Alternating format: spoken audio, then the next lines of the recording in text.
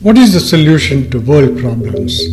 If someone violates rules and regulations of the society, they can be punished by law.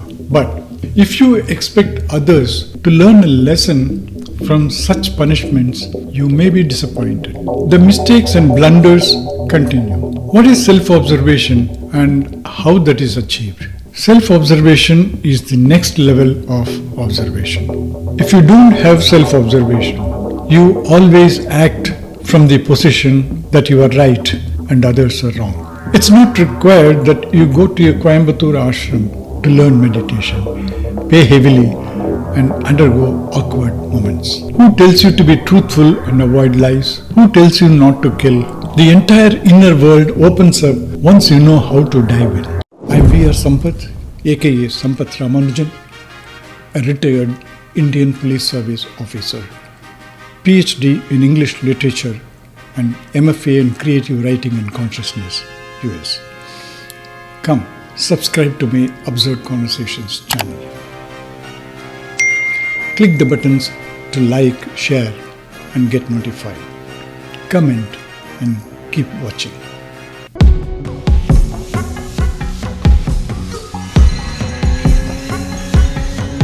This episode is about self-observation. What is the solution to world problems? If you have to say it in one word, what that would be? Self-observation. Without it, we are bound to live a conflicted life. One has to realize for oneself when one is wrong. No amount of arguments or advices help, nor rules, regulations or punishment. If someone violates rules and regulations of the society, they can be punished by law. But if you expect others to learn a lesson from such punishments, you may be disappointed. The mistakes and blunders continue in different forms and formats. What is self-observation and how that is achieved? Self-observation is the next level of observation. First comes observing skill. Many people lack even this. They are lost in thought and don't even notice what is happening around them. This is called low life. If you develop such a skill of observation, then you become aware of many things which you weren't aware of earlier. Self-observation is next level, as I said earlier. In the midst of what's happening around you, if you are able to see what you are doing or thinking, then that is self-observation. This is a finer skill. Many people don't come to this level. It tells you whether your reaction to what is happening around you is right or not so right. Most of us get it long after the moment passed, but the damage is done. Self-observation should be instant. If you get it, then you realize your mistakes and create an opportunity to correct yourself. For instance, you realize that you react with anger towards criticism. Then that realization leads the way for a better response. If you don't have self-observation, you always act from the position that you are right and others are wrong. In that mindset, if you are told you are wrong by others, you won't accept it. That leads to conflict. And this is what is happening in all conflicts between nations and individuals, inside legislatures, senates, and public forums. What prevents self-observation or makes it difficult to achieve and keeps our low life in place? It is preoccupation with what is happening around us all the time. Let me explain. Our five senses are tuned to foray out and not in. They are designed to look out.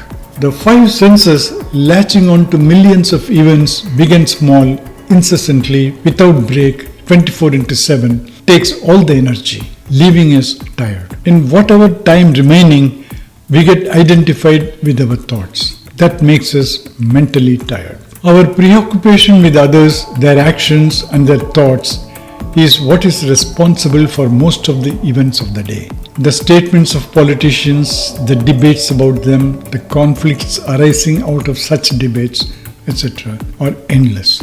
Even release of movies, their collections, their fans, and the conflicts between them. A whole lot of people make it their vocation and job to discuss about these things because they know we are interested in such discussions endlessly. And this is what we call life. To realize we have a life in addition to what we see outside us, we need to do one thing: to withdraw our senses from outer events and turn them inside, even if briefly. Then you will see there are inner events happening constantly. Thoughts, feelings, sensations, and much more. If you keep processing outer events constantly, you won't notice your own. And that will in due course result in mind-body diseases. Preoccupation with the outer events results in an imbalance in mind and body.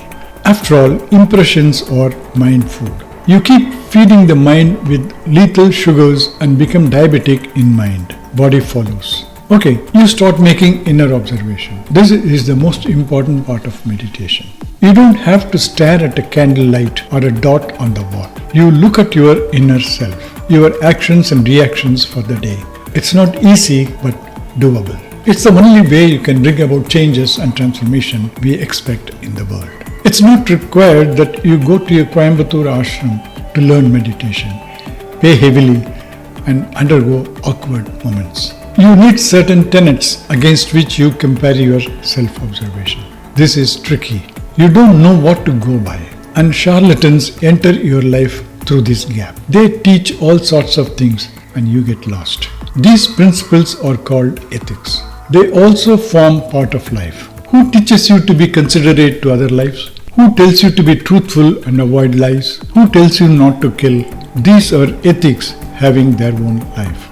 Religion put ethics in the words of a god as commandments. Spirituality puts them in the words of a guru. But you can be ethical without following any of these. And such ethics will be found buried in your subconscious as you develop the skills of self-observation.